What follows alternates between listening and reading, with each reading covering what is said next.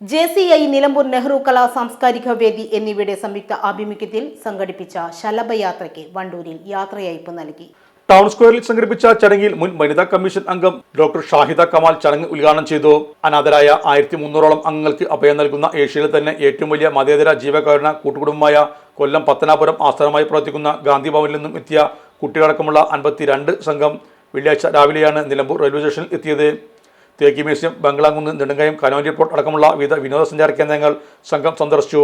വിവിധ കേന്ദ്രങ്ങളിൽ PV Abdul Wahab MP, magician RK Malayath, south DFO P Karthik എന്നിവർ കുട്ടികളുമായി സംവാദിച്ചു. കരുവാരക്കുണ്ടിൽ വെച്ച് നടക്കുന്ന അമൽ കോളേജിലെ വിദ്യാർത്ഥികളുടെ സപ്തദിന NSS ക്യാമ്പിൽ വെച്ച് സംഘത്തിന് ഗംഭീരമായ സ്വീകരണം ലഭിച്ചു. ക്യാമ്പിൽ വെച്ച് കുട്ടികളുടെ വിവിധങ്ങളായ കലാപരിപാടികളും അരങ്ങേറി. വൈകിട്ട് 7 ടൗൺ സ്ക്വയറിൽ വെച്ച് നടന്ന യാത്രയപ്പ് ചടങ്ങിൽ Shalabhayatra organisation committee chairman Mujeeb Devassery അധ്യക്ഷനായിരുന്നു. Gandhi Bhavan vice chairman PS Amalraj, Nilambur JCI president professor Janeesh Babu, JCI Nilambur IPP Jaser Puliyath, Shalabhayatra director M Jishad, Gandhi Bhavan Snehaaramam Wandoor vice chairman doctor Rafi, Shalabhayatra director Mohsin Nalakath എന്നിവരും സംബന്ധിച്ചു.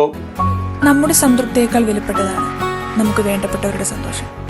പരിശുദ്ധമായവ ഹൃദയപൂർവ്വം സമ്മാനിക്കുമ്പോൾ നമ്മുടെ സന്തോഷവും ഇരട്ടിയാകും. Dubai Golden Diamonds, Pride of Generations, India, Oman, Bahrain.